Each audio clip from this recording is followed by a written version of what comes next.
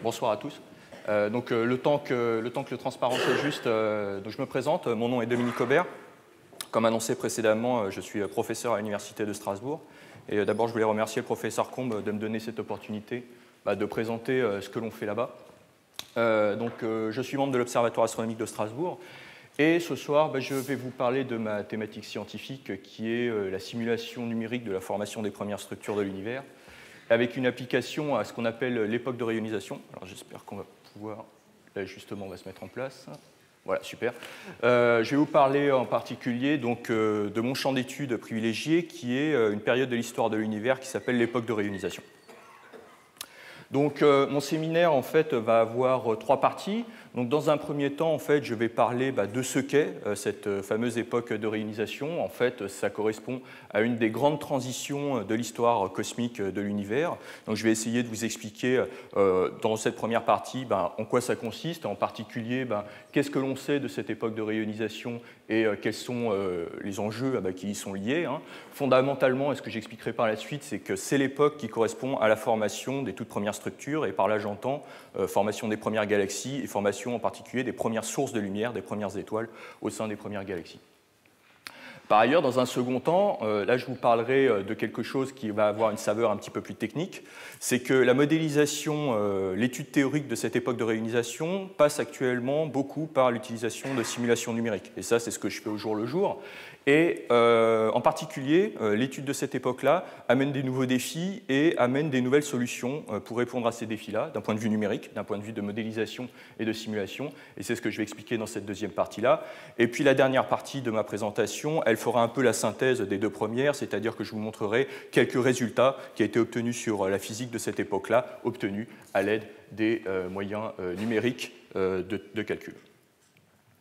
Donc, dans un premier temps, je vais vous parler de cette fameuse époque de réionisation. Donc, pour essayer de vous introduire de ce dont il s'agit, je vous présente ici en fait, ce qui est une frise chronologique qui représente la formation des grandes structures de l'univers. Donc ça, c'est une frise chronologique qui a été faite à partir d'une simulation faite à Strasbourg.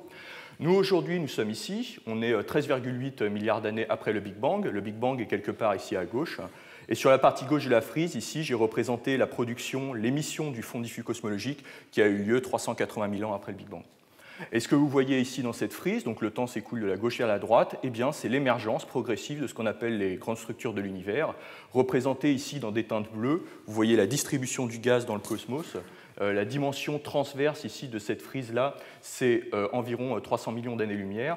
Et là, ce que l'on voit apparaître, représenté par des petites taches rouges, en fait, c'est la distribution des galaxies qui deviennent de plus en plus nombreuses, de plus en plus massives, au sein de ce réseau de grandes structures bien connues, je pense, à ce stade pour vous, c'est-à-dire ce réseau de filaments, ces grands vides, ces grands amas, qui évoluent en fait sous l'action conjointe de la gravitation et en compétition avec l'expansion de l'univers. Donc, ce processus de formation des grandes structures conduit à la formation des galaxies. Et si vous regardez cette frise chronologique, vous constaterez que certaines régions sont plus sombres que d'autres.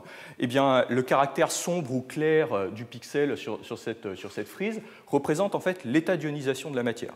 C'est-à-dire que quand on est ici proche de nous, à droite sur cette frise-là, aujourd'hui, 13,8 milliards d'années après le Big Bang, l'essentiel de la matière atomique, c'est-à-dire l'hydrogène essentiellement dans le cosmos, est sous forme ionisée aujourd'hui. D'accord ? Par contre, quand on remonte dans le passé, qu'est-ce que l'on constate ? Et en particulier juste après l'émission du fond diffus cosmologique, dont je vous rappelle que la raison d'être, c'est précisément la production d'atomes, la recombinaison de la matière cosmique. Quand on est proche de l'émission du fond diffus cosmologique, il n'y a pas ces teintes sombres, et ce qu'on voit, c'est que l'univers était essentiellement sous forme atomique neutre, pas ionisé. Et donc, il a dû se passer quelque chose entre les deux, une transition que l'on voit ici. On voit ces petites taches sombres qui apparaissent et qui deviennent de plus en plus grandes et qui finissent par remplir toute la frise. Cette transition, ça s'appelle l'époque de réionisation. Cette époque de réionisation, quand est-ce qu'elle a eu lieu ? Vous voyez, je vous ai mis des petits temps ici. Elle a eu lieu essentiellement entre 300 millions d'années et 1 milliard d'années après le Big Bang. C'est-à-dire qu'on est là environ dans les 7-8% de l'histoire de l'univers aujourd'hui. Aujourd'hui, on est 13,8 milliards d'années après. Là, on est tout début, on est en train de regarder l'univers jeune. Et quel est le moteur qui explique l'apparition de ces taches sombres, de ces régions ionisées dans le cosmos qui deviennent de plus en plus importantes jusqu'à dominer ? C'est la lumière créée par les premières étoiles au sein des premières galaxies. Les premières sources de lumière, elles produisent du rayonnement ultraviolet. Ce rayonnement ultraviolet, il va se propager dans le cosmos et former des petites bulles ionisées autour des sites de formation des premières sources. Sous l'apport continu de cette lumière, les bulles vont devenir de plus en plus grandes. Sous la formation de plus en plus efficace des premières galaxies et des premières étoiles, les bulles vont être de plus en plus nombreuses. Et on va aboutir à une fusion complète de ce réseau de bulles ionisées qui s'appelle la réionisation et qui a lieu environ 1 milliard d'années après le Big Bang. Donc en termes de redshift, si vous commencez à être un peu habitué à ça, ça correspond à des redshifts qui sont de l'ordre de 6 pour la fin de la réionisation. Et cette transition débute environ quelques centaines de millions d'années après le Big Bang, quand apparaissent les premières sources. Donc, ce processus-là, il est régi par la lumière ionisante produite par les premières étoiles. Et donc, aujourd'hui, eh bien, après cette réionisation, ça laisse place à un univers qui est complètement ionisé. Donc, quand je parle d'ionisé, c'est hydrogène ionisé, d'accord, la très grande majorité des atomes du cosmos. Et essentiellement chaud aussi. Il y a une procédure de chauffage dans cette transition-là, parce que la lumière ultraviolette, non seulement ça ionise, d'accord, ça qui est produit par les étoiles, non seulement ça ionise, mais ça chauffe aussi. Donc ici, avant la réionisation, on est dans un gaz hydrogène qui est de l'ordre de quelques Kelvin, d'accord, voilà, vraiment froid. Après la réionisation, aujourd'hui, on est plutôt de l'ordre, dans le milieu intergalactique, d'un gaz qui est de l'ordre de quelques dizaines de milliers de Kelvin, qui est dû à cette transition-là. Donc pour voir ça de façon un petit peu plus dynamique, je vous présente ici une simulation numérique de cette époque de réionisation. Les régions qui sont bleues sont neutres, les régions qui sont rouges sont ionisées. Et là, ce que vous voyez, c'est une boîte qui représente environ 300 millions d'années-lumière de côté. Et on voit les sources ici qui apparaissent au sein des premières galaxies. Donc les sources créent des bulles ionisées autour d'elles, ces bulles ionisées grossissent et finissent par percoler pour donner un univers qui est complètement réionisé 1 milliard d'années après le Big Bang. Donc comme vous pouvez voir, le processus est assez violent, hein. Il faut quelques centaines de millions d'années pour complètement percoler, pour complètement ioniser le volume, ce qui à l'échelle de l'histoire de l'univers, 13,8 milliards d'années, est court, et ce qui reste aussi relativement court à l'échelle de la réionisation de l'âge de l'univers à cette époque-là. Donc c'est un processus assez rapide. Alors, il faut savoir que c'est quelque chose qui intéresse beaucoup la communauté. Ce qui intéresse beaucoup la communauté, pourquoi? Parce que en fait, c'est le lieu et l'endroit, l'époque surtout, où se forment les premières structures. Donc, quand par exemple on s'intéresse à la formation des galaxies, ben là c'est l'occasion de regarder ce qui se passe au tout début. Qu'est-ce qui se passe quand la physique un petit peu compliquée des galaxies se met en place? Et donc du coup, ça c'est quelque chose qui intéresse beaucoup la communauté astronomique. Et comment est-ce qu'on va faire? En fait, c'est pas très compliqué. En fait, il faut regarder l'univers quand il est jeune. Et en astronomie, comme vous le savez tous, on a quelque chose de très pratique, c'est si on veut regarder loin dans le passé, c'est-à-dire dans le premier milliard d'années de l'univers, il suffit de regarder loin. Et bien en fait, on est en train de mettre en place les instruments qui permettent de regarder très loin dans le cosmos, d'accord, pour pouvoir regarder l'univers tel qu'il était à cette époque-là. Donc là, ici, par exemple, je vous ai mis 3 instruments qui sont en train d'être mis en place pour regarder ces époques-là, dans l'univers très lointain. Donc ici, en bas à gauche, par exemple, vous avez JWST, qui est un télescope spatial qui va regarder dans l'infrarouge américain et qui va être le remplaçant en fait, du télescope spatial Hubble. Lui, il va plutôt regarder les premières galaxies dans l'infrarouge, les lieux où les premières étoiles vont se former.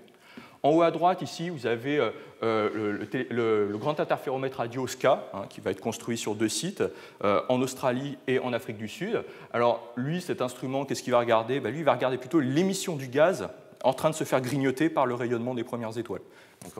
Donc ça, c'est en train d'être mis en place. L'instrument est en train d'être mis en place actuellement. Et puis ici en haut à gauche, là, c'est un autre exemple que j'ai donné, c'est Athéna, le futur grand satellite d'observation X européen, qui va être mis en place donc, à une distance un peu plus grande temporelle, donc dans une dizaine d'années.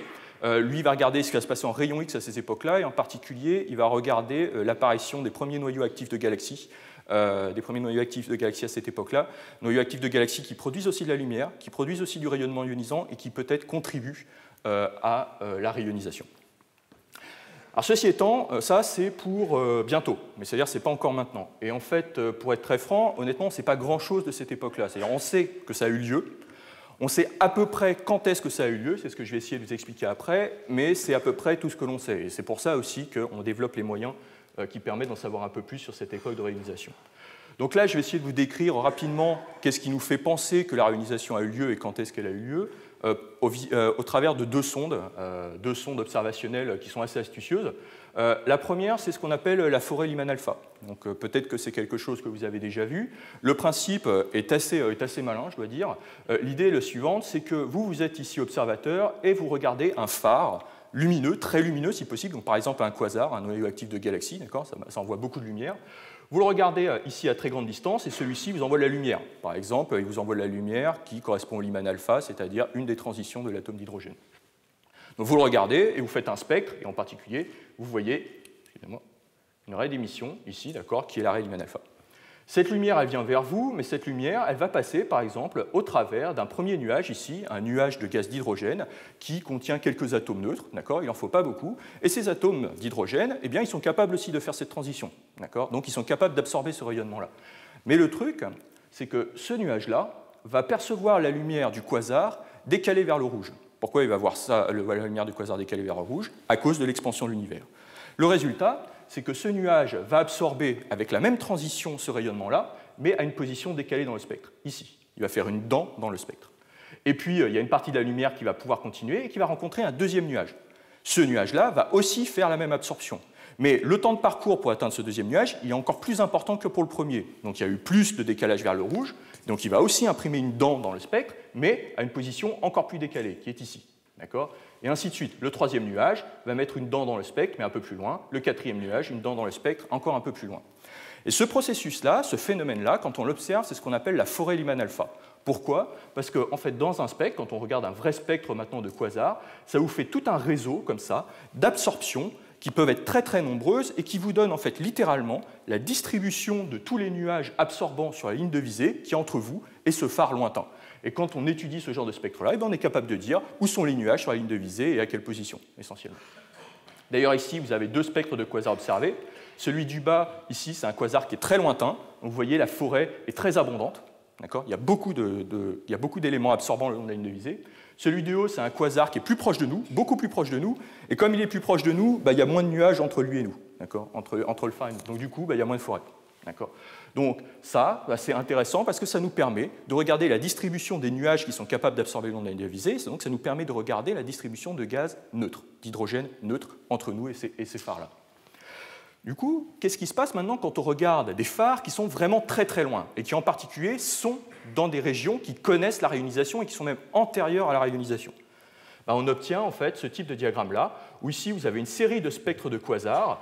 Les quasars, ceux du bas sont proches de nous, sont après la réionisation, et ceux du haut, là, sont très éloignés, et sont dans des époques antérieures à la réionisation. Bien, ceux du bas, en fait, vous voyez, présentent de la forêt Lyman alpha, c'est-à-dire qu'il y a des petits nuages absorbants le long de la ligne de visée. Mais quand on regarde maintenant ceux qui sont les plus éloignés, on voit que le signal est complètement plat. En fait, il n'y a pas de forêt de la même façon que pour les quasars qui sont plus proches de nous. Alors en fait, ici, ce n'est pas qu'il n'y a pas de forêt, en fait, c'est qu'il y a une forêt qui est continue. En fait, ici, vous avez un continuum d'absorption, c'est-à-dire au lieu d'être dans la situation précédente où vous avez des nuages discrets le long de la ligne de visée qui sont capables d'absorber, en fait, ces quasars-là, qui sont très distants, sont entourés d'un continu de gaz neutre, d'un continu d'un gaz absorbant, et donc ils sont dans un univers qui n'a pas encore rayonisé. Et donc, pour savoir quand est-ce qu'a eu lieu la rayonisation, eh bien, il suffit de regarder où a lieu la transition entre les quasars qui ont de la forêt Lyman alpha, en bas, et ceux qui n'en ont pas, en haut. Et en fait, on se rend compte que ces tunnels d'absorption, en fait, ils commencent à disparaître environ 1 milliard d'années après le Big Bang. C'est comme ça qu'on a de bonnes idées sur quand est-ce que la transition s'est déroulée. Ici, voilà. L'autre sonde importante de l'époque de réionisation, elle nous est fournie par le fond diffus cosmologique. Ici, vous avez la carte du fond diffus cosmologique telle qu'elle a été observée par Planck. Et en fait, quelque chose qui est intéressant, c'est qu'on peut analyser la structure angulaire de cette carte, qui vous donne la distribution angulaire de l'intensité du fond diffus cosmologique. Et l'analyse en fait, de la structure spatiale de cette carte peut nous donner le nombre de diffusions Thomson des photons du fond diffus cosmologique entre le moment où ils ont été produits à l'époque de recombinaison, c'est-à-dire au moment où le fond diffus cosmologique a été produit, et le moment où ils nous sont parvenus. Alors comment ça marche ? En fait, l'idée est assez simple, c'est que nous, on est ici, avec notre télescope, avec Planck par exemple, et puis on regarde le fond diffus cosmologique qui est en fait une coquille qui est autour de nous, ce qu'on appelle la surface de dernière diffusion, et qui est telle que le temps de parcours des photons pour nous parvenir est environ de 13,8 milliards d'années. Donc ces photons-là, quand ils sont produits, d'abord, ils volent dans un univers où le gaz est neutre. C'est les régions qui sont là représentées en blanc. Et puis il arrive un moment où ces photons, au cours de leur vol, arrivent dans un univers qui rayonise. Et donc autour d'eux, qu'est-ce qui apparaît? Il apparaît une mer d'électrons libres, d'accord, parce que vous ionisez le gaz, avec lequel ils peuvent interagir. Et en interagissant, en fait, ça va modifier la structure spatiale de la carte du fond diffus cosmologique. Et on est capable d'évaluer, en fait, le nombre d'interactions avec les électrons que tous les photons du fond diffus ont connus. Et l'idée, en fait, c'est quoi? C'est qu'en fait, on est capable de regarder, on est capable d'évaluer en fait, ce nombre de diffusions-là. Par exemple, ici à droite, vous avez la densité physique d'électrons libres qui est vue par les photons du fond diffus cosmologique. Donc, le temps s'écoule de la droite vers la gauche, d'accord? Donc, ils arrivent par là, et puis à un certain moment, par exemple, la réionisation arrive, ils arrivent dans un univers qui est rayonisé, et puis la densité d'électrons augmente, d'accord? Avant, c'était neutre, et puis là, ça devient ionisé. Beaucoup d'électrons. Et puis, voilà, donc ils diffusent, et ça se voit dans la structure du fond diffus cosmologique. Et puis après, la densité électronique redescend. Alors pourquoi la densité d'électrons libres redescend? Tout simplement à cause de l'expansion de l'univers. C'est-à-dire que vous relâchez vos électrons, vous créez le maximum d'électrons possible à partir de tous les atomes du cosmos, et puis après, l'expansion fait que la densité d'électrons, mécaniquement, naturellement, va baisser, mais juste à cause de l'expansion de l'univers. Bien sûr, le truc, c'est que si la réionisation a eu lieu tard, eh bien, la densité d'électrons que vous allez faire, elle va être conforme à un univers qui est plus évolué, c'est-à-dire qu'en particulier dans un univers qui est moins dense. Donc si la réionisation a lieu tard, eh bien, l'histoire de densité électronique que va voir votre photon du fond diffus cosmologique, eh bien, elle va être par exemple celle en tiret bleu ici. La densité électronique va être plus faible, le nombre de diffusions va être moins important, tout simplement parce que les distances sont plus grandes dans un univers qui est plus évolué, toujours à cause de l'expansion de l'univers. Donc on est capable en fait d'évaluer le nombre de diffusions que subit un électron du fond diffus cosmologique dû aux électrons qui sont relâchés durant la réionisation. Si on a beaucoup, s'il y a beaucoup de diffusion, la réionisation a eu lieu tôt. S'il y a peu de diffusion, la réionisation a eu lieu tard. Et essentiellement, ce que Planck voit, c'est que la moitié de la réionisation a eu lieu à un redshift de 7,7, quelques centaines de millions d'années après le Big Bang, et c'est à peu près conforme à ce que voient les quasars, comme je l'ai décrit précédemment dans la forêt Lyman alpha. Il y a une autre preuve, alors cette fois-ci beaucoup plus indirecte, d'une existence potentielle du processus de réionisation. C'est une preuve qui est beaucoup plus locale, là pour le coup, qui est beaucoup moins cosmologique. Sur la gauche, ici, ce que vous avez, c'est un résultat de simulation numérique qui vous montre ce à quoi devrait ressembler la distribution de matière noire autour d'une galaxie comme la Voie lactée ou comme la galaxie d'Andromède. Donc, qu'est-ce que l'on voit? On voit que la matière noire est distribuée sous forme d'un gros halo, au sein duquel une galaxie est censée résider, et qu'elle est entourée d'un très grand nombre de sous-structures de matière noire. Donc ça, c'est la prédiction standard des modèles de matière noire froide, c'est que les galaxies, autour d'elles, ont un cortège de petites structures, très nombreuses, structures qui sont a priori susceptibles d'héberger des galaxies de la matière lumineuse. Le problème, c'est que, donc ça c'est un modèle, simulation numérique, et le problème, c'est que maintenant, quand on regarde ce qui se passe en vrai autour de nous, et par exemple, ici, ça, c'est le recensement des galaxies satellites autour de la galaxie d'Andromède. Ici, vous aviez en fait quelques centaines, voire des milliers de sous-structures. En vrai, des galaxies satellites autour des grosses galaxies, il y en a quelques dizaines à tout casser. Donc là, il y a un problème d'ordre de grandeur. On ne comprend pas pourquoi, si le modèle de matière noire froide prédit autant de sous-structures, pourquoi toutes ces petites sous-structures n'hébergent pas de la lumière. Donc il faut trouver un mécanisme pour pouvoir empêcher ces structures-là de former des étoiles et donc de produire de la lumière. L'un des mécanismes possibles, peut-être, éventuels, c'est la réionisation. Pourquoi? Parce que quand la réionisation a lieu, vous remplissez l'univers en fait, de lumière ultraviolette qui ionise, mais aussi qui chauffe, et qui chauffe le gaz. Et qu'est-ce qui se passe quand vous chauffez le gaz? Eh bien, en fait, vous changez les conditions, vous rendez ces objets-là moins susceptibles de transformer leur gaz en étoile. En fait, vous changez les conditions thermodynamiques du gaz. Essentiellement, ça change plusieurs choses qui font un peu conspiration pour empêcher la formation d'étoiles. La première, c'est que ça change la façon dont le gaz est accrété sur ces objets-là. Par exemple, vous avez des filaments de gaz, quand vous les chauffez avec du rayonnement ionisant, ils deviennent plus gros, plus diffus, moins denses que s'il n'y avait pas de rayonnement. Par ailleurs, quand vous chauffez le gaz, vous l'empêchez de refroidir. Or, il faut que le gaz il refroidisse pour devenir suffisamment dense et former des étoiles. Et enfin, par ailleurs, dernière chose, c'est quand vous chauffez le gaz aussi, en particulier, c'est tous ces petits objets-là, ils ont un puits de gravité qui est assez faible, parce qu'ils ne sont pas très massifs. Et quand vous chauffez le gaz a tendance à s'enfuir. Il peut sortir et donc freiner la formation d'étoiles dans ces petits objets. Donc la réionisation, ce serait peut-être une façon de réconcilier cette vue théorique avec cette vue observationnelle du cortège de satellites autour des grosses galaxies. Alors, il y a quelque chose qui pourrait suggérer que ça va dans ce sens-là. C'est représenté sur ce diagramme-là. Ici, ce que vous voyez, c'est des mesures, c'est des modèles d'histoire de formation d'étoiles faits à partir d'observations dans des satellites autour des grosses galaxies locales. Donc, par exemple, ici vous avez la galaxie de Draco, ici vous avez Léo et Hercules. Tout ça, ce sont des petites galaxies autour des grosses galaxies locales. Et ici, ce que vous avez en noir, c'est représenté la fraction d'étoiles qui sont déjà en place à un instant donné dans l'histoire de l'univers. Donc, par exemple, ici, vous voyez, si je prends Andromeda 13, là, ici, eh bien, vous voyez que 85% de ces étoiles sont déjà en place environ 12 milliards d'années après le Big Bang. Ça, 12 milliards d'années après le Big Bang, c'est intéressant parce que c'est à peu près la fin de la réunisation.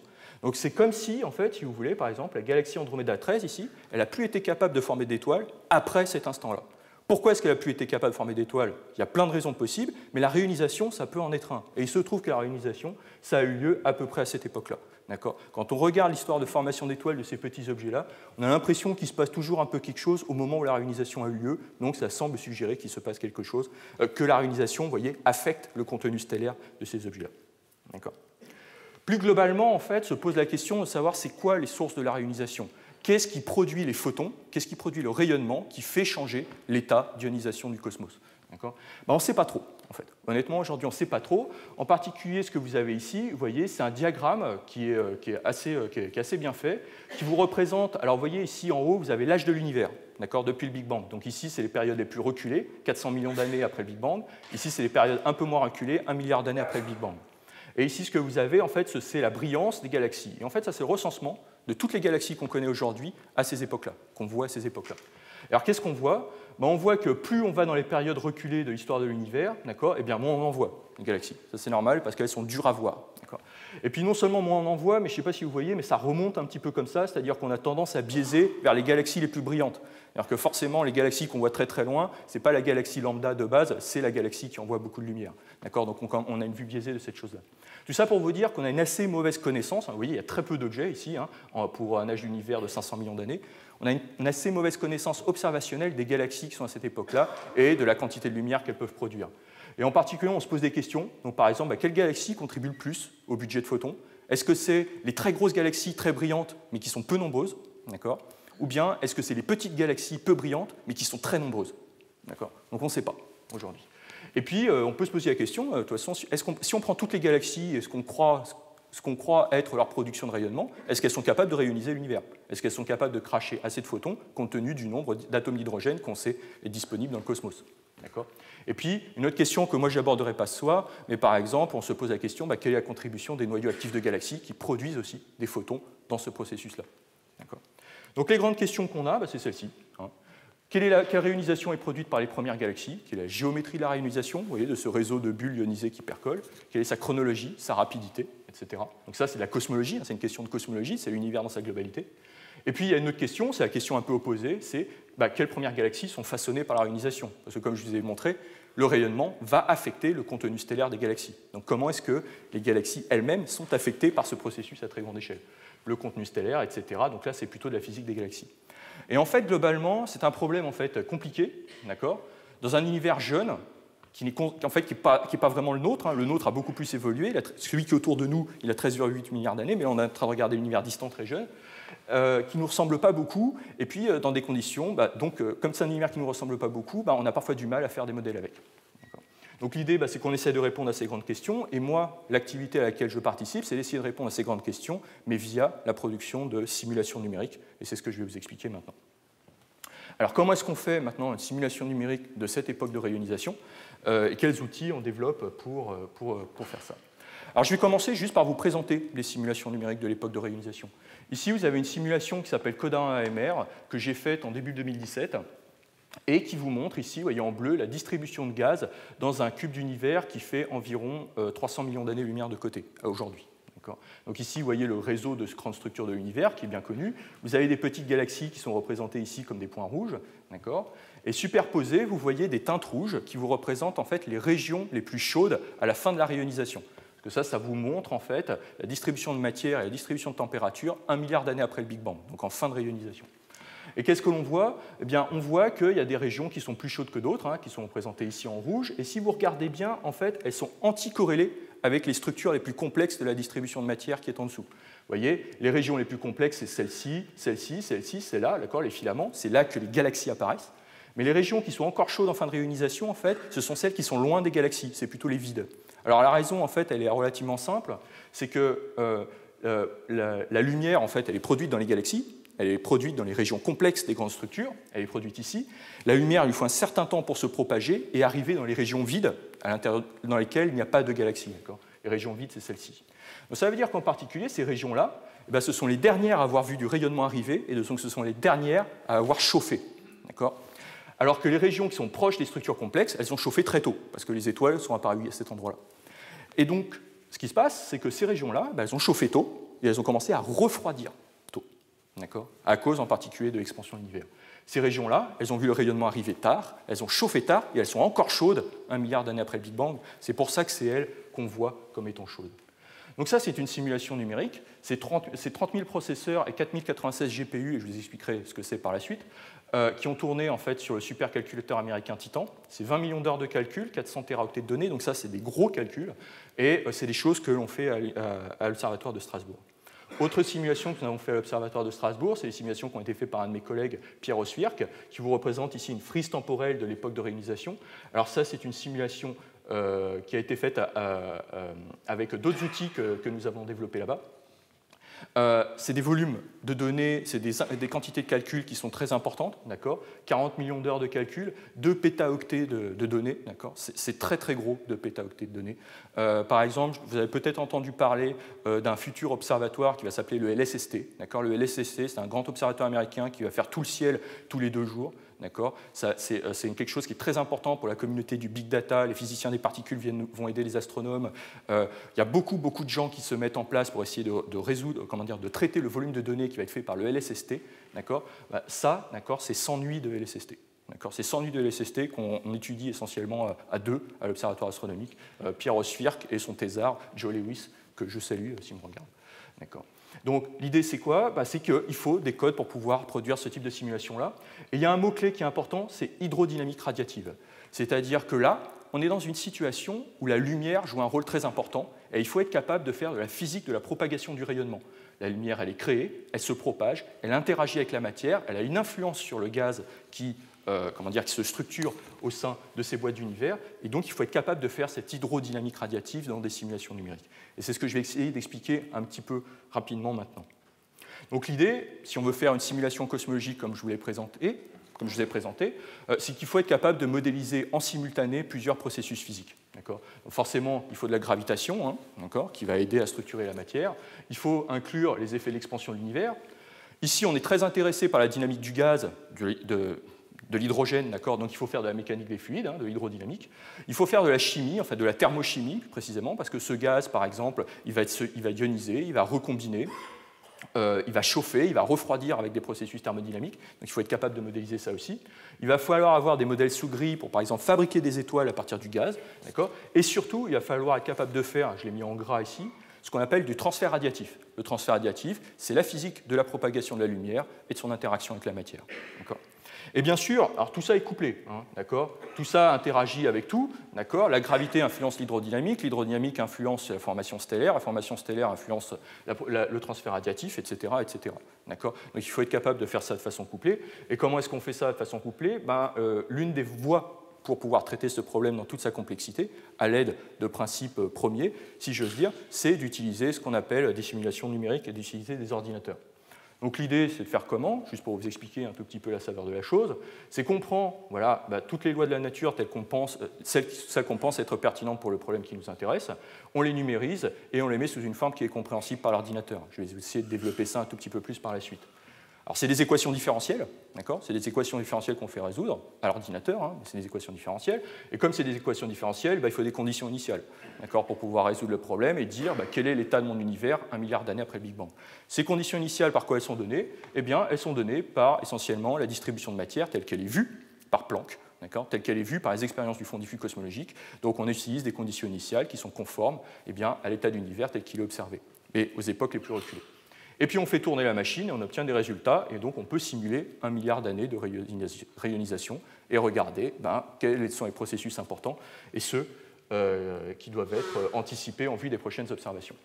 Alors bien sûr, un ordinateur, c'est un objet numérique, c'est-à-dire que c'est difficile de lui faire comprendre des quantités continues, et donc il faut numériser les problèmes, c'est-à-dire qu'il faut essentiellement digitaliser en fait, les problèmes qui nous intéressent. Donc par exemple, ici en haut à gauche, là, ce que vous voyez, c'est un calcul relativement standard d'instabilité dans un disque de matière en rotation.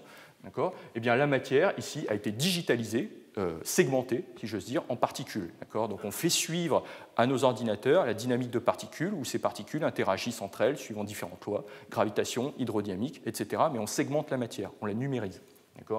Bien sûr, ici, c'est une numérisation de la matière. On peut aussi numériser l'espace et résoudre en chaque point de l'espace les équations différentielles qui nous intéressent. Ici, par exemple, vous avez une instabilité hydrodynamique assez standard, avec une grille en chacun des points, une grille où dans chacune des cellules de cette grille, on résout les équations de l'hydrodynamique. Et vous voyez qu'on peut être un petit peu malin avec une grille qui suit les structures qui se forment pour essayer d'apporter de la résolution, de la précision, si j'ose dire, dans les régions où les choses complexes se passent. Donc cette numérisation, cette digitalisation, donc, sous forme de particules ou sous forme de cellules, ce qu'on appelle formalisme lagrangien ou eulérien, généralement, quand on fait des simulations numériques, ce qu'on essaye de faire, c'est d'en avoir le maximum possible, des éléments de résolution. On veut soit avoir beaucoup de particules pour échantillonner la matière, soit avoir beaucoup de cellules pour échantillonner l'espace, l'idée étant qu'on veut avoir le maximum de précision sur les processus physiques qu'on cherche à modéliser. Le truc, c'est que ça coûte cher. C'est-à-dire que plus vous avez de cellules, plus vous avez de particules, plus ça demande de calcul, et plus ça demande de temps et de ressources. Donc là, on est un petit peu pris, voilà, un peu entre le marteau et l'enclume, c'est-à-dire qu'on voudrait le problème le plus précis possible, mais ça demande du temps et ça demande de la ressource numérique. Alors comment on fait? Eh bien, il y a deux choix. Soit on a un très gros ordinateur, qui possède énormément de mémoire, qui possède beaucoup de processeurs qui permettent de faire des calculs en son sein, et c'est ce gros ordinateur qui va traiter les équations et les faire évoluer pour nous donner l'état de l'univers 1 milliard d'années après le Big Bang. Alors ça, il faut savoir qu'on sait faire, alors on sait faire pas très bien, et en plus ça coûte très cher. Alors qu'est-ce qu'on fait plutôt? Ce qu'on fait plutôt, c'est ça, c'est-à-dire qu'on prend plutôt des petits ordinateurs, si j'ose dire, très nombreux, qui individuellement coûtent moins cher, et on les met en réseau pour en quelque sorte émuler un très très gros ordinateur, avec des communications qui doivent se dérouler entre eux. On répartit le calcul entre toutes ces machines-là, ces machines discutent entre elles pour faire évoluer votre faux univers pendant 1 milliard d'années et vous donner la rayonisation. Ça, c'est ce qu'on appelle du calcul parallèle, c'est de la parallélisation, et ce type d'objet-là, c'est ce qu'on appelle un supercalculateur. Et c'est ce avec quoi on travaille pour faire ces simulations de la rayonisation. Donc ici, là, par exemple, je vous mets juste une petite galerie de quelques ordinateurs avec lesquels moi j'ai eu la chance de travailler.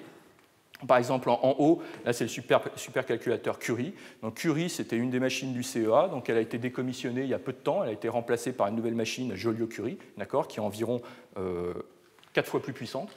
Alors, vous voyez, c'est des grosses machines parce que vous avez 90 000 cœurs de calcul, 90 000 processeurs. Dans un portable comme ça, ici, quand vous avez de la chance, vous avez 2, 4 processeurs, parfois 8. Là, il y en a 90 000 mis de concert et qui sont capables de travailler ensemble pour faire des très gros calculs. Ici, au milieu, vous avez Titan. C'est la machine qui a servi à faire les simulations CODA que je vous ai montrées précédemment. Titan, c'est une très très grosse machine, 300 000 cœurs de calcul. Pendant très longtemps, ça a été la plus grosse machine du monde. Elle appartient au département de l'énergie américain. Et aujourd'hui, elle est sur le point d'être remplacée par Summit, qui est une machine qui est la nouvelle machine, une nouvelle machine amirale de la flotte de calcul américaine.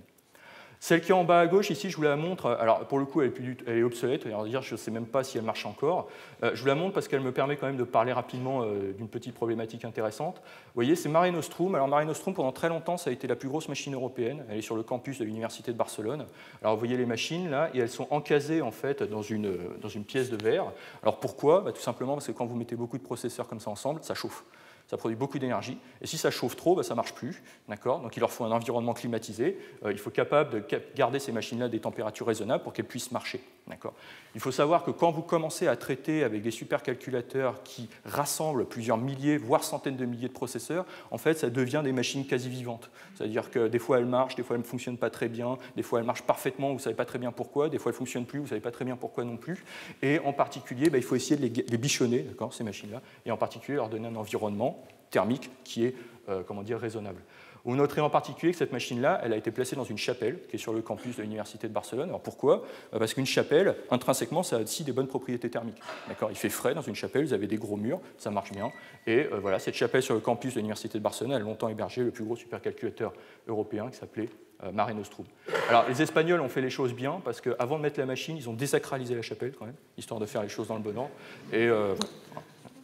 Et enfin, en bas à droite, je vous la présente. Alors, moi, j'aime beaucoup cette machine-là parce que, en fait, c'est la machine du CINES. Le CINES, c'est à Montpellier, donc ça, c'est une machine française.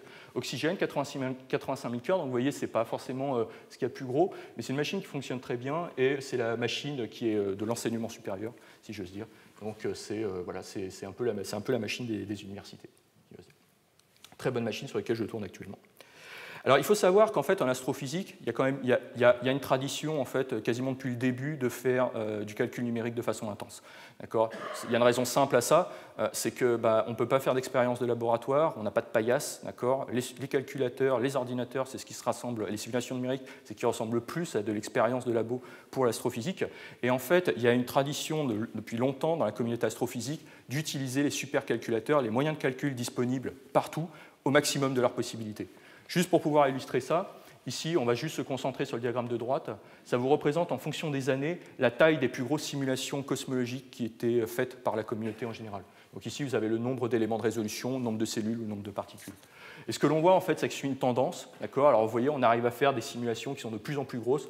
On arrive maintenant à des dizaines de milliards d'éléments qui sont traités pour pouvoir simuler l'univers. Et alors vous voyez, la tendance est sur une droite. Alors pourquoi elle est sur une droite? Tout simplement parce qu'on suit la croissance de la puissance de calcul des supercalculateurs. On est toujours au maximum des machines qui sont disponibles et on suit cette courbe de croissance-là. Celle de gauche, c'est la même chose. Je ne vais pas commenter plus là-dessus. Donc je reviens à la réionisation. La réionisation, c'est de la simulation cosmologique. Vous avez déjà eu des cours là-dessus. C'est la simulation cosmologique, mais qui amène des défis un petit peu particuliers. Le premier, c'est que la réionisation, ça implique des couplages d'échelles qui sont un peu extrêmes. Les couplages sont extrêmes. Vous voyez, ça, c'est la simulation CODA que je vous ai montré précédemment. Donc l'objectif, c'est de rayoniser cette boîte sur ces très très grandes échelles. Mais la source de la réionisation, c'est-à-dire la source de la production de rayonnement lumineux, où est-ce qu'elle est? Elle est dans les galaxies. C'est les étoiles qui sont au sein des galaxies. Et une galaxie, où est-ce qu'elle est à cette échelle-là? Vous voyez, si vous prenez ce petit carré-là, vous avez cette distribution de matière-là. Ce que vous voyez ici, c'est la distribution de gaz à la fin de la réionisation. Vous avez ça, et puis quand vous zoomez encore dans le carré, vous avez ça, et puis les étoiles, où est-ce qu'elles apparaissent? Elles apparaissent dans ces galaxies-là. Donc vous voyez que vous voulez reproduire un processus qui opère à ces échelles-là, mais dont l'origine se situe à l'intérieur de ces échelles-là. Donc vous avez un couplage d'échelles qui est relativement extrême, c'est-à-dire que quelque part vous voulez un peu le beurre et l'argent du beurre, c'est-à-dire que vous voulez des très grands volumes, mais qui sont très résolus. Donc ça coûte intrinsèquement relativement cher, enfin très cher, pas relativement, ça coûte très cher, en termes de calcul à effectuer. Par ailleurs, quand on fait de la réionisation, il y a une physique qu'il faut introduire par rapport aux simulations cosmologiques standards, c'est la physique de la propagation et du rayonnement et de l'interaction du rayonnement avec la matière, ce qu'on appelle le transfert radiatif. Alors pour ça, il y a plusieurs façons de faire. Pour ça, alors je vous présente les trois grandes familles de transferts radiatifs qui sont disponibles sur le marché. La première, c'est ce qu'on appelle le lancer de rayons, c'est-à-dire que vous avez une source dans votre simulation et vous tracez des droites, des rayons, littéralement, comme cela. Et puis, le long de ces rayons-là, vous résolvez en fait les équations de l'interaction de la matière avec du rayonnement. Vous regardez comment la lumière, dans chacune des cellules qui sont traversées par le rayon, comment la lumière interagit avec cette matière, comment est-ce qu'elle ionise, comment est-ce qu'elle la chauffe, et puis comment est-ce qu'en retour, cette matière-là absorbe le rayonnement. Et vous faites ça dans toutes les directions possibles et inimaginables. Alors ce que vous voudriez idéalement, c'est que tous les rayons, que toutes les cellules soient visitées par tous les rayons, et que tous les rayons essaient d'échantillonner de la façon la plus optimale le volume qui est autour de vous. Ça marche très bien. Vous voyez, par exemple, si vous avez une source ici et que vous essayez d'envoyer un front de rayonnement sphérique, alors ici il n'y a qu'un quart du volume qui est représenté, la source elle est dans le coin, vous voyez, ça vous fait un front de rayonnement, qui est bien fin, qui est bien sphérique, dans un environnement qui est peu dense. Ça marche très bien. Par contre, le problème, c'est que dès que vous commencez à avoir beaucoup de sources, par exemple beaucoup d'étoiles dans une simulation cosmologique, vous commencez à en avoir beaucoup, plusieurs dizaines de millions de sources, ça commence à coûter un peu cher. Il y a une autre façon de faire, c'est une approche fluide, où vous représentez en fait le rayonnement sous la forme d'un fluide qui suit des équations qui ressemblent beaucoup aux équations de la mécanique des fluides. Alors comment ça se passe? Vous avez une source dans votre coin, et puis vous avez le rayonnement qui coule de cellule en cellule, pour interagir avec la matière, un peu à la matière d'un fluide. Alors c'est un fluide un peu particulier quand même, la lumière. Hein. C'est-à-dire que par exemple, si vous prenez deux jets d'eau, des fluides normaux, et que vous les lancez l'un contre l'autre, il y a un moment les jets d'eau ils vont se croiser, puis ça va faire des éclaboussures. Alors que quand vous prenez deux rayons laser de la lumière, ils se croisent et ils ne doivent pas se toucher. Donc il faut qu'on arrive à faire un fluide, mais qui possède des bonnes propriétés de non-collisionnalité.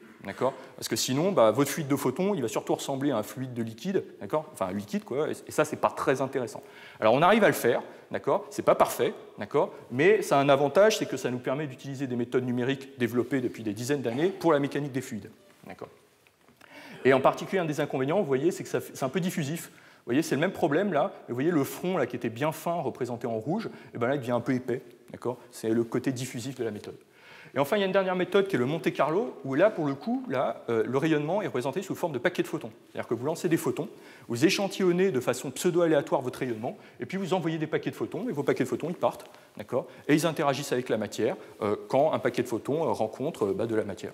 Donc vous échantillonnez de façon pseudo-aléatoire le rayonnement. Alors ça, c'est peut-être ce qui ressemble presque de plus près en fait, à la vraie physique du rayonnement. Alors bien sûr, on ne peut pas modéliser chaque photon individuellement, on fait des paquets de photons. D'ailleurs, ça a des petits effets, comme échantillonnés de façon pseudo-aléatoire, vous voyez, c'est des petits effets de bruit, mais par contre, c'est très efficace quand vous regardez des effets de transfert de rayonnement très fins, en particulier des effets de diffusion. C'est très efficace cette méthode-là pour reproduire ce type de modèle-là. Donc ça, c'est la physique du rayonnement qu'il faut introduire dans une simulation cosmologique pour faire de la réionisation. Le problème, c'est que ça vient avec un défi de taille, et le défi de taille, c'est le suivant. Le problème, c'est que en fait, la lumière, l'objet qui nous intéresse quand on fait la physique du rayonnement, c'est un objet qui va très très vite. Ça va à la vitesse de la lumière, ça va à 300 000 km/s. Et ça, numériquement, c'est un vrai défi. Pourquoi? Parce que en fait, quand vous essayez de suivre, à l'aide d'une simulation numérique, avec des méthodes numériques, la façon dont un signal physique se propage, la façon idéale dont vous voudriez le faire, c'est celle qui est représentée en bas. Vous voyez, vous avez un front lumineux là, qui avance dans une grille de calcul. Et la situation idéale, c'est quand vous êtes capable de voir votre front passer, vous voyez, de rangée en rangée de façon progressive. Vous voulez que chaque rangée puisse voir le front avancer de façon progressive les unes après les autres. Et ça, en fait, ça garantit une stabilité numérique du schéma. Voilà, ça garantit une stabilité numérique du schéma. Parce que si vous voudriez faire autrement, par exemple, vous voyez, partir de cette situation-là et avancer tout de suite d'un coup votre front sur une très très grande durée, par exemple, pour qu'il puisse arriver là, faire 4 rangées. Et bien là, en fait, ce qu'on peut montrer, c'est que vous développez numériquement des instabilités. Et en fait, votre calcul explose, fait n'importe quoi, et donc vous ne pouvez pas le faire. En fait, vous êtes obligé de faire en sorte à ce que le rayonnement passe de cellule en cellule de façon progressive pour que vous puissiez capturer le processus de déplacement de votre information que vous cherchez à modéliser. Et en fait, en pratique, ça revient à quoi? Ça revient à ce que le pas de temps, c'est-à-dire la façon dont vous discrétisez l'évolution temporelle de votre processus, eh bien, il doit être inférieur à cette quantité-là, qui est le rapport de la résolution spatiale de votre problème, la résolution physique que vous voulez résoudre, divisé par la vitesse du processus que vous voulez suivre. Et le problème, vous voyez, c'est que plus la vitesse est grande, plus le pas de temps il est petit. Et grosso modo, cette quantité-là, elle ne peut pas être plus petite que quand vous traitez la lumière. Résultat des courses, c'est quoi? C'est que vous avez un pas de temps qui est tout petit. C'est-à-dire que si je veux faire 1 milliard d'années de rayonisation, il va falloir que je fasse des calculs sur des pas de temps qui sont minuscules, et il va falloir que j'en fasse plein, des tout petits pas de temps, pour pouvoir faire évoluer mon univers d'un redshift depuis une époque qui correspond à quelques dizaines de millions d'années après le Big Bang jusqu'à la fin de la rayonisation qui est 1 milliard d'années après le Big Bang. Il va falloir que je fasse plein de calculs pour pouvoir arriver jusqu'au bout. Beaucoup plus que si je n'avais pas de rayonnement. Essentiellement, ça me donne environ 100 fois plus de calculs que si je n'avais pas de rayonnement dans ma simulation cosmologique. C'est pour ça que pendant très longtemps, les simulations cosmologiques, en fait, n'introduisaient pas le rayonnement comme un acteur, comme un véritable acteur de la physique modélisée, parce que ça coûte très très très cher. Non seulement ça coûte très cher parce qu'on fait beaucoup de calculs, mais en plus, chaque calcul est très compliqué. C'est-à-dire qu'en particulier, il faut faire de la thermochimie hors équilibre, il faut être capable de mesurer le taux de chauffage, le taux d'ionisation de chaque cellule de gaz hors équilibre. Ça, c'est des calculs qui ne sont pas compliqués à faire, mais ça demande beaucoup de calculs. C'est-à-dire qu'il faut par exemple calculer des refroidissements qui sont des courbes relativement complexes comme représenté ici. Ici, vous avez une courbe de refroidissement qui vous donne la quantité de joules par seconde que perd votre atome de base en fonction de sa température. Vous voyez, il y a plein de processus à modéliser. Ça fait beaucoup de calculs à faire. Donc ça veut dire qu'il faut faire travailler l'ordinateur de façon assez intense. Alors du coup, il y a plusieurs façons de résoudre ça. Donc c'est un problème qui est intrinsèquement numérique, qui est assez dur à résoudre. Alors comment on fait, nous, à Strasbourg, pour contourner ce problème-là? On utilise ce type de matériel-là. Ce type de matériel-là, c'est ce qu'on appelle des cartes graphiques. Les cartes graphiques, qu'on appelle GPU en anglais, en fait, ce sont des accessoires de calcul qui sont présents dans les ordinateurs et qui sont capables d'accélérer les calculs de façon très importante, et en particulier les calculs de transfert radiatif, d'un facteur qui est de l'ordre de x80. C'est quelque chose c'est une technologie qu'on a réussi à maîtriser à l'Observatoire astronomique de Strasbourg pour nos simulations. Alors à quoi ça sert en fait les cartes graphiques? Je vais vous montrer. En fait, les cartes graphiques fondamentalement, c'est dans le grand public, mais ça sert à faire du jeu vidéo. C'est-à-dire que par exemple ici, là, vous avez une séquence qui est prise à l'intérieur d'un jeu vidéo, et vous voyez dans un jeu vidéo, vous avez des effets d'ombre, des effets de réflexion, vous avez voilà ici des éblouissements, vous avez des ombres qui se projettent, ici vous avez de la réflexion, plus tard vous allez voir de l'eau, etc. En fait, il faut être capable de calculer en temps réel des effets de transfert radiatif à des fréquences très élevées, puisqu'un joueur, il lui faut environ 60 images par seconde pour qu'il soit content. Donc vous voyez, ces cartes graphiques-là, c'est celles qui sont utilisées par les jeux vidéo pour pouvoir faire de la physique simplifiée, dans ce cas-là, en temps réel. En particulier, ces cartes graphiques sont capables de faire des tâches indépendantes, exigeantes et à haute fréquence, de façon très efficace. Et nous, c'est ce qu'on a été capable d'utiliser pour faire nos calculs de transfert du rayonnement dans les simulations numériques. Donc, par exemple, vous voyez, faire de l'eau comme ça et des reflets sur l'eau, ça demande énormément de ressources de calcul et les cartes graphiques sont capables de le faire. Alors pourquoi ça marche mieux, les cartes graphiques, que les processeurs standards, que les ordinateurs normaux? Juste pour vous expliquer, ça, vous voyez, c'est l'architecture d'un processeur normal au sein d'un ordinateur. C'est la surface, en fait, d'un processeur. Et vous voyez, il y a environ un quart de la surface qui est ici en vert et qui représente la surface d'un processeur qui est dédiée au calcul. C'est très peu. En fait, c'est modeste. Le reste, en fait, c'est utilisé à la gestion de la mémoire de votre ordinateur et à la gestion des opérations. Mais les calculs en tant que tels, c'est qu'un quart de la surface. Une carte graphique, l'objet que je vous ai montré précédemment, c'est une architecture qui est complètement différente. C'est que du calcul, c'est tout vert. C'est fait pour faire du calcul, et c'est fait pour faire du calcul de façon parallèle, de façon très efficace. Par contre, du coup, ça gère moins bien les accès mémoire, et ça gère moins bien le flot d'opérations à effectuer. Mais on arrive à s'adapter. Au passage, les cartes graphiques, actuellement, donc nous, on s'en sert pour faire du calcul scientifique, le grand public s'en sert pour faire des jeux vidéo, mais c'est aussi servi dans deux autres occasions. Actuellement, c'est le matériel de prédilection pour faire du minage de crypto-monnaies, le Bitcoin, donc ça, c'est les cartes graphiques qui font ça. Et puis aussi, actuellement, vous savez qu'il y a une très très grande poussée de l'utilisation des réseaux de neurones dans plein de domaines. Les réseaux de neurones, pour leur faire de l'apprentissage, le matériel de prédilection pour faire ça, ce sont les cartes graphiques. Il y a une énorme poussée de la communauté intelligence artificielle, en particulier, pour l'utilisation de ce type de matériel-là dans les grands centres de calcul.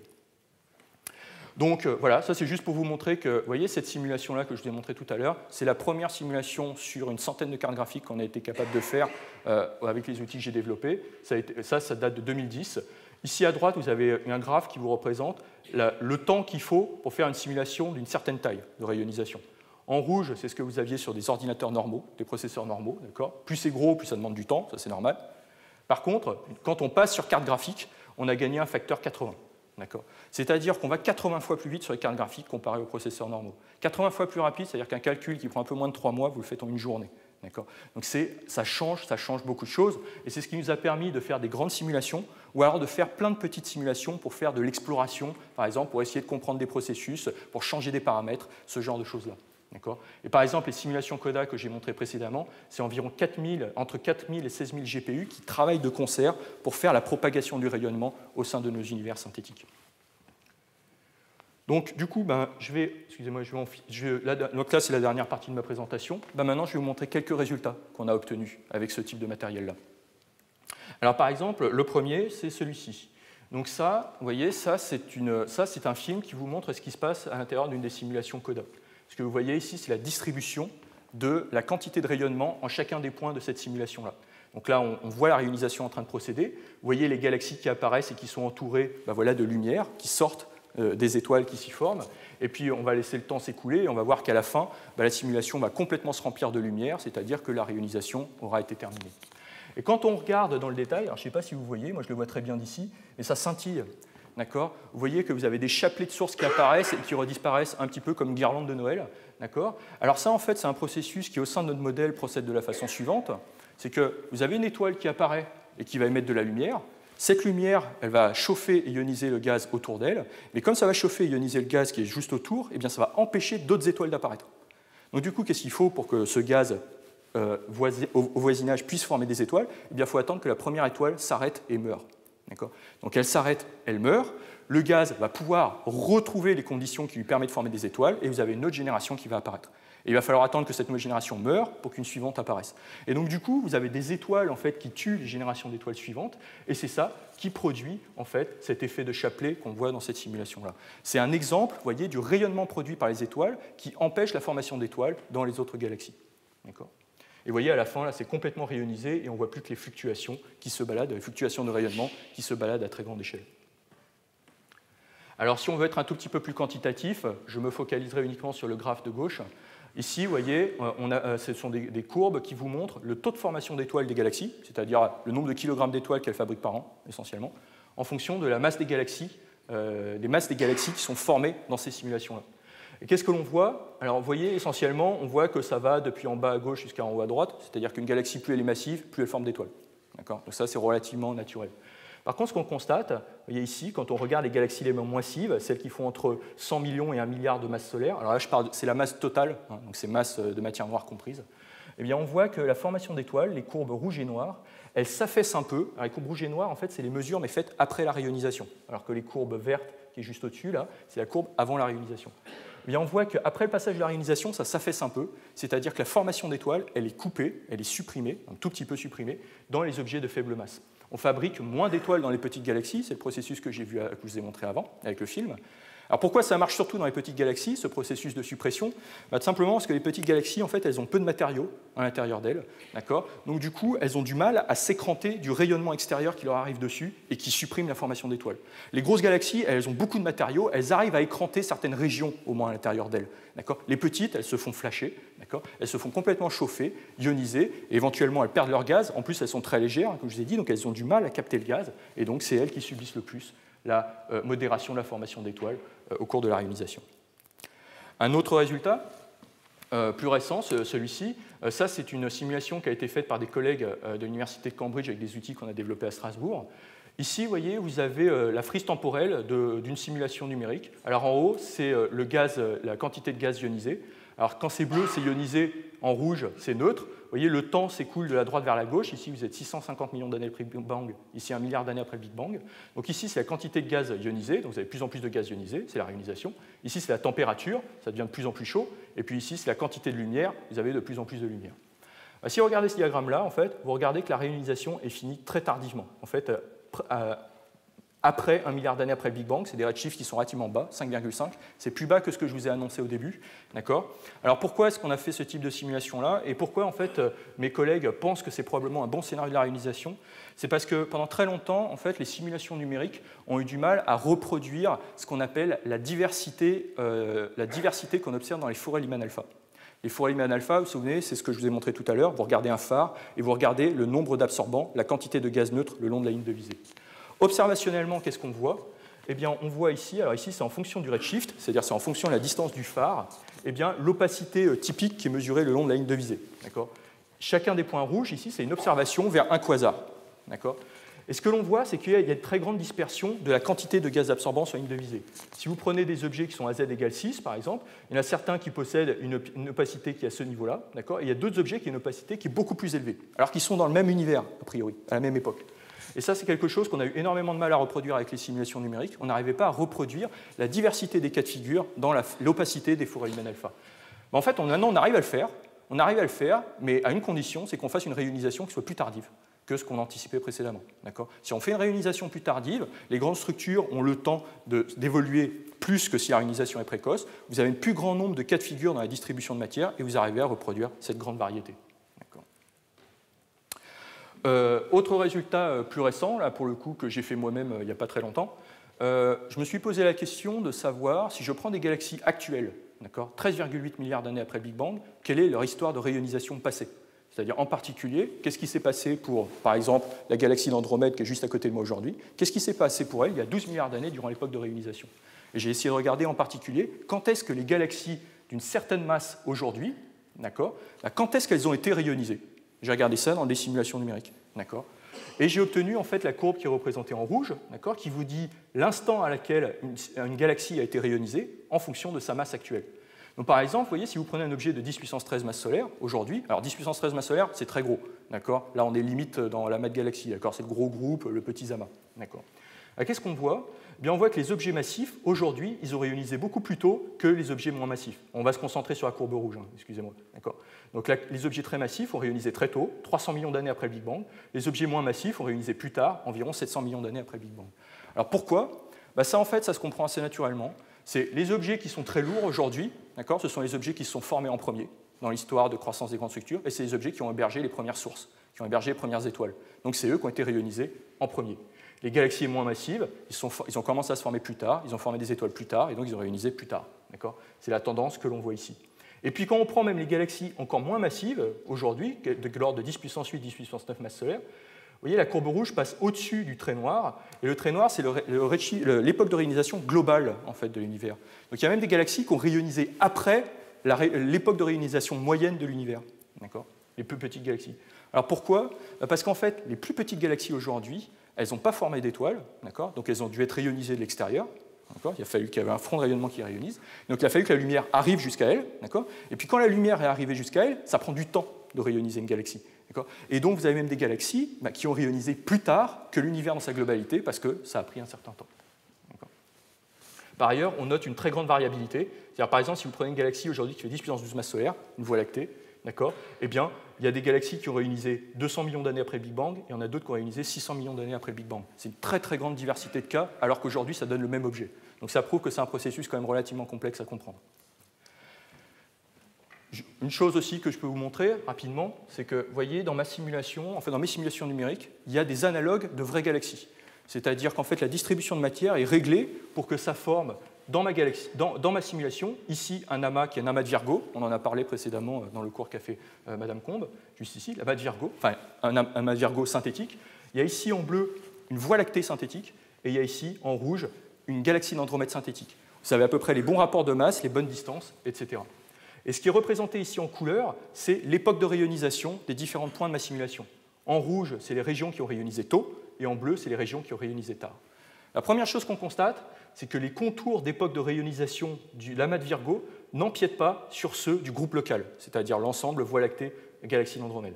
Ça veut dire quoi? C'est-à-dire que d'après ce modèle-là, ce n'est pas l'amas voisin qui a envoyé beaucoup de lumière pour réioniser la galaxie d'Andromède et la Voie lactée. Le groupe local s'est réionisé tout seul comme un grand et n'a pas eu besoin de lumière extérieure. Et maintenant, quand on regarde dans le détail, ici, en bleu, c'est notre pseudo-Voie lactée, en rouge, c'est notre pseudo-galaxie d'Andromède, on voit à nouveau que les contours d'époque de réionisation de la Voie lactée n'empiètent pas sur ceux de la galaxie d'Andromède. Ça veut dire que ces deux objets-là, ils ont beau être très proches les uns des autres, ce n'est pas la lumière du voisin qui a réionisé la galaxie dont on parle. Ce n'est pas la lumière de la galaxie d'Andromède qui a réionisé la Voie lactée, et ce n'est pas la lumière de la Voie lactée qui a réionisé la galaxie d'Andromède dans ce modèle-là. Donc voilà le genre de mesures qu'on essaie de faire, à l'aide de ces simulations. Donc j'ai terminé. Juste en résumé dans quelques points. J'espère vous avoir convaincu que la réionisation, c'est une étape essentielle de compréhension de la formation des galaxies et puis de la cosmologie en général. Et comme j'ai essayé d'expliquer, moi j'aborde ça d'un point de vue de simulation numérique et ça demande des nouveaux moyens de calcul parce qu'il y a des nouveaux défis à résoudre. Alors, il y a beaucoup de choses à faire encore. De toute façon, les données vont venir. On aura tout le temps de se tromper en attendant que ces données nous arrivent dessus. Donc, c'est une affaire à suivre et j'espère que ça pourra continuer comme ça. Et voilà, j'en ai terminé. Voilà. Merci.